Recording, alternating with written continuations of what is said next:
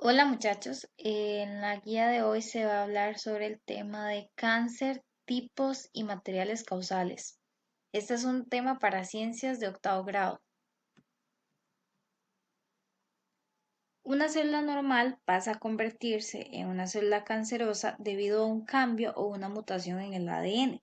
A veces esas células cuya genética ha cambiado muere o viaja para ser eliminada por los ganglios linfáticos, pero otras veces siguen con su vida y se reproducen, obteniéndose de esta forma células hijas alteradas al igual que la célula original.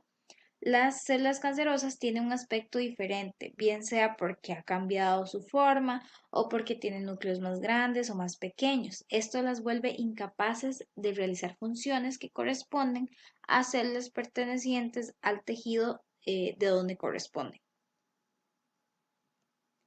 En cuanto a las células cancerosas, se multiplican muy rápidamente porque carecen de un mecanismo de control para su crecimiento que por lo general las células normales sí presentan. Es por esto que las células tumorales tienden a ser inmaduras, debido a que se multiplican de forma muy rápida y no tienen tiempo suficiente para primero dividirse y crecer correctamente como una célula normal.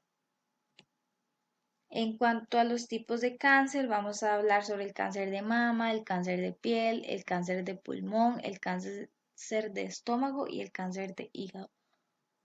En cuanto al cáncer de mama, es uno de los más comunes entre mujeres, pero también hay casos en hombres. El cáncer de mama comienza cuando una sola célula de uno de los lóbulos de los conductos lácteos sufre alteraciones o mutaciones y se reproduce sin control.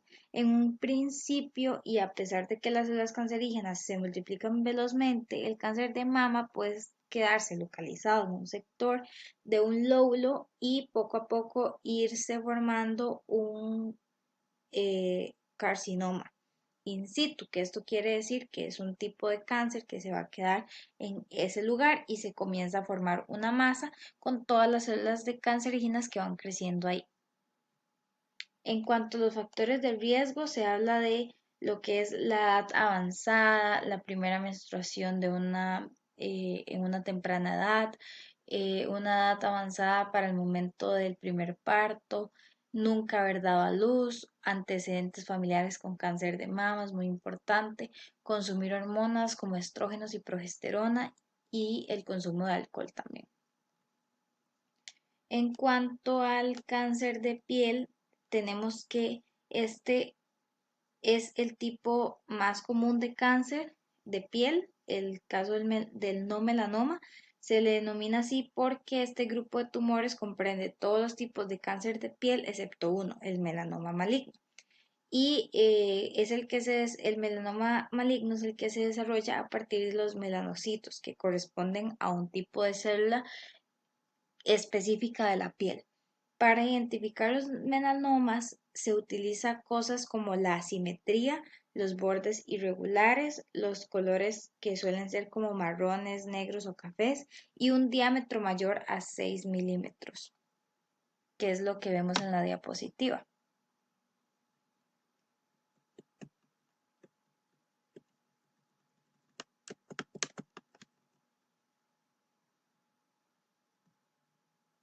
En cuanto a las causas más frecuentes, tenemos lo que es la exposición a radiación ultravioleta, las lámparas y cabinas bronceadoras, la exposición a ciertos productos químicos como el arsénico, la exposición a la radiación y las lesiones o inflamaciones graves.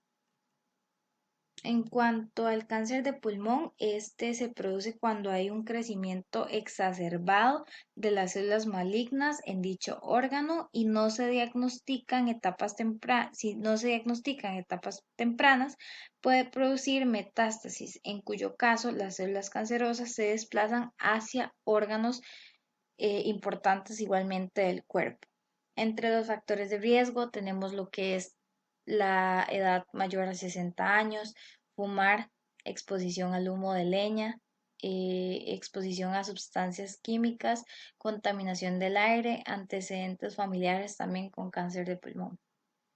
En cuanto cuanto al cáncer de estómago, es importante tener en cuenta en el cáncer gástrico que este tipo de cáncer tiende a desarrollarse lentamente en un periodo de años antes de que se forme un verdadero cáncer.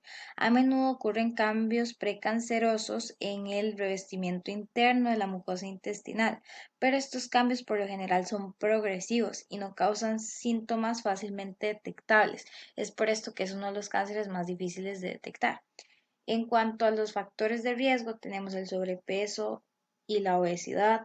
También en la condición de la forma de alimentarse de las personas, consumir, por ejemplo, alimentos ahumados, exceso de consumo de sal, carne muy salada, pescados crudos, verduras encurtidas también. Todo esto es factores que pueden predisponer a una persona para padecer un cáncer de estómago.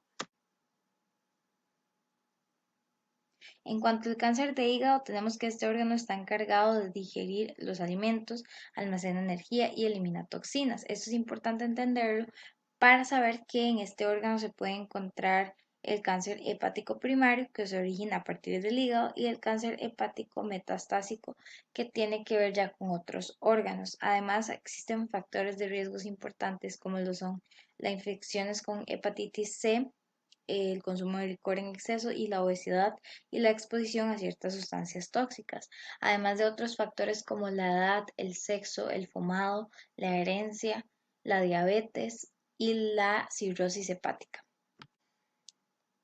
En cuanto al cáncer de próstata, este tipo de cáncer se da por el cambios en las células que están precisamente especializadas en este tejido y por lo general son tumores, se pueden formar como tumores prostáticos. En los factores de riesgo tenemos tener más de 50 años, si un familiar tuvo cáncer de próstata, fumar aumenta también el riesgo, el sobrepeso, infecciones de transmisión sexual y consumir mucha carne roja. Esto es importante porque en el caso de los hombres, pues puede llegar a ser muy importante evitar algunas conductas que puedan promover el crecimiento de este tipo de cáncer.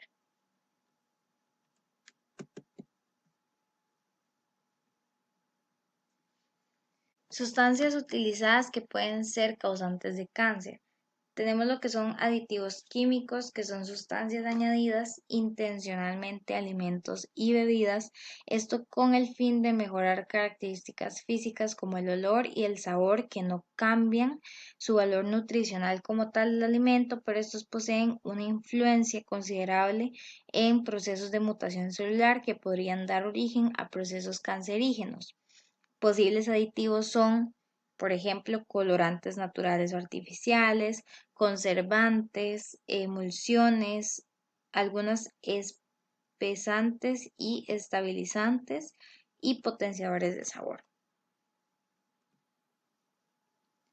En cuanto a las grasas, digamos, otras sustancias que se pueden agregar, tenemos lo que son grasas trans, que es un tipo de grasa vegetal que al ser sometida a algunos procesos industriales llamados, por ejemplo, hidrogenación, se transforman del estado líquido al estado sólido. Estos compuestos no tienen ningún valor nutritivo, pero se utilizan mucho en la industria alimentaria para extender el tiempo de calidad de un producto.